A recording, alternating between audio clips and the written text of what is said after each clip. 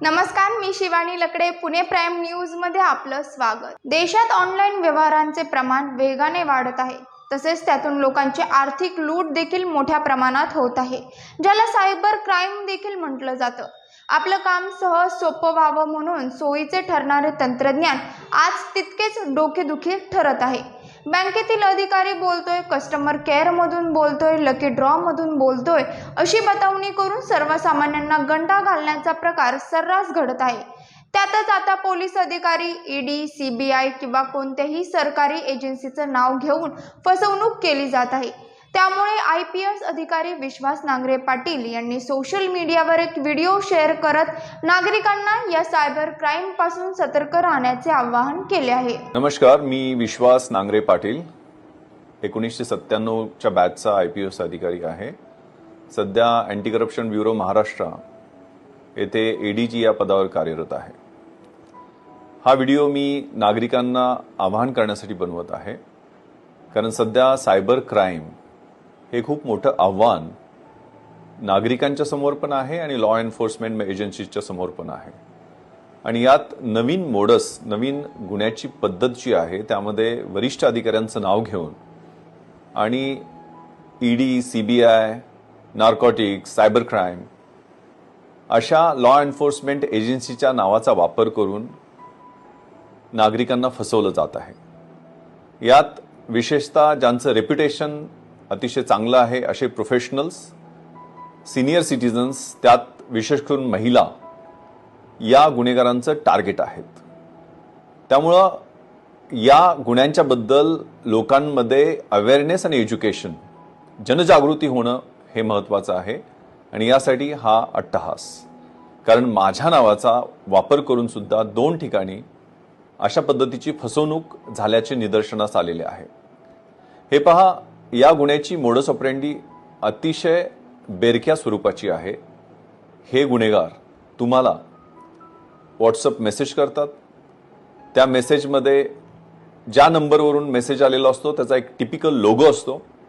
ED, CBI, cyber crime, Mumbai police, Maharashtra police, narcotics bureau असा logo असतो.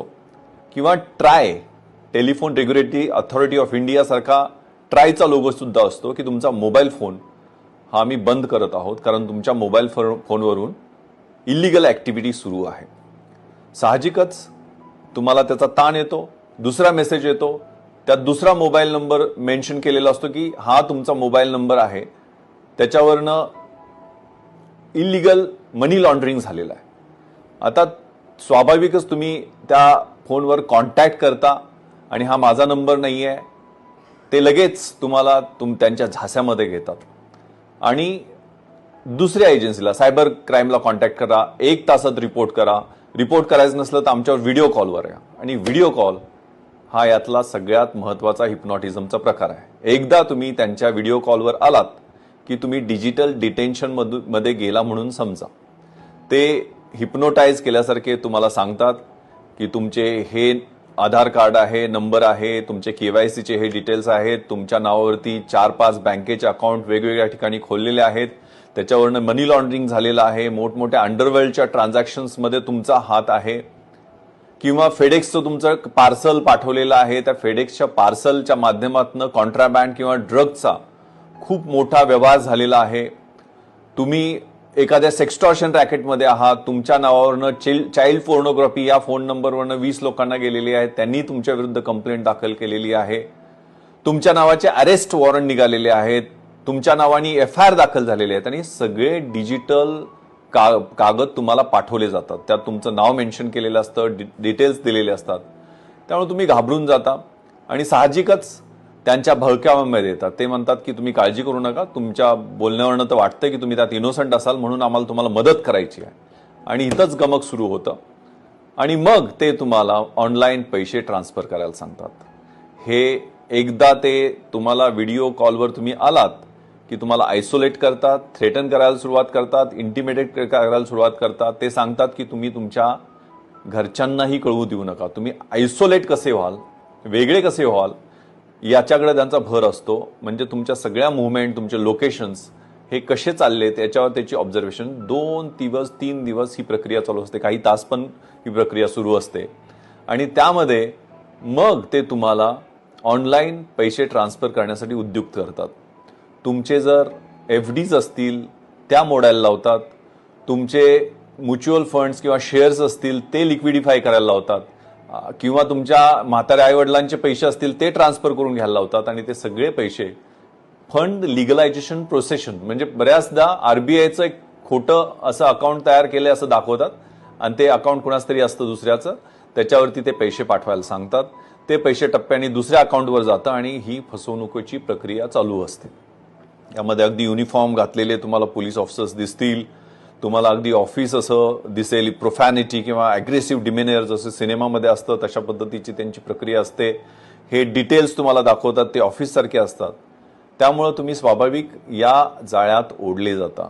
त्यामुळे कृपया अशा व्हिडिओ कॉल्सना किंवा अशा पद्धतीच्या फोन कॉल्सना बळी पडू नका. एक तर असा फोन तुम्ही चुकून उचलला आणि त्याच्यावर कॉन्व्हर्सेशन सुरू केलं तर घाबरून जाऊ नका. बी कूल, काम.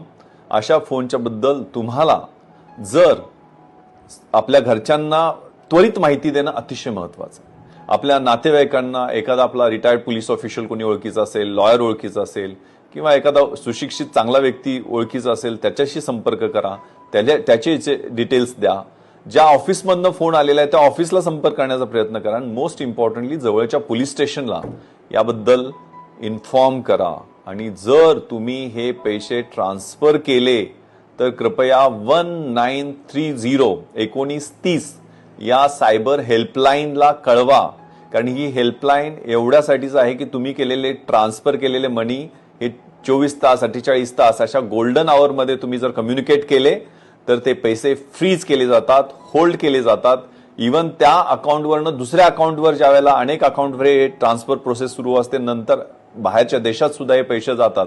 त्यामुळे जोपर्यंत ते अकाउंटमधनं दुसऱ्या बँकेच्या अकाउंटवर जात आहेत, कारण हे 1930 ही हेल्पलाईन जी आहे ती सायबर पोलीस आणि बँकेच्या ऑफिशियल्सच्या कोऑर्डिनेशनमध्ये चालत असते. त्यामुळे पैसे फ्रीज करण्यासाठी यातून प्रयत्न होतात आणि अनेकदा ते यशस्वी होतात. आणि कृपया national cyber crime reporting portal आहे त्याच्यावरती रिपोर्ट करा. प्रत्येक पोलीस स्टेशनमध्ये सायबर सेल आता सुरू करण्यात आलेले आहेत. मेट्रोजमध्ये सायबर पोलीस स्टेशन डेडिकेटेड सुरू केलेले आहेत. मुंबईमध्ये 6 सायबर पोलीस स्टेशन आहेत. ग्रामीण भागामध्ये डिस्ट्रिक्ट हेडक्वार्टरला सायबर पोलीस स्टेशन आहे. तिथं जाऊन FIR द्या. पोलीस स्टेशनमध्ये सुद्धा जाऊन FIR द्या. तुम्हाला FIR देता येते, ती घेणं हे पोलिसांचं कर्तव्य आहे. कृपया अशा फसवणुकीला बळी पडू नका. तुमच्या आयुष्याची सगळी कमाईची पुंजी जी आहे ती क्षणातच लुटली जाऊ शकते आणि अनेक पोलीस अधिकाऱ्यांचे नावं वापरले जातात. कृपया हे ध्यानात घ्या, कुठलाही पोलीस अधिकारी व्हिडिओ कॉलमध्ये तुम्हाला इंटरॉगेशन करत नाही, तुम्हाला कुठल्याही पद्धतीचं डिजिटल डिटेन्शन केलं जात नाही, तुम्हाला असे अरेस्ट वॉरंट व्हिडिओ कॉल किंवा व्हॉट्सअपच्या माध्यमातून पाठवता येत नाही. ते ऑफिशियल पोस्ट ऑफिसनी किंवा मग पर्सनली समन्स किंवा वॉरंट्स घेऊन कॉन्स्टेबल येतो त्यांनी ते पाठवले जातात. त्यामुळे कुठलेही पोलीस अधिकारी व्हिडिओ कॉल करत नाहीत. कृपया अशा पद्धतीच्या फसवणुकीच्या पद्धतीला बळी पडू नका. धन्यवाद. जय हिंद. पाहत रहा पुणे प्राईम न्यूज. धन्यवाद.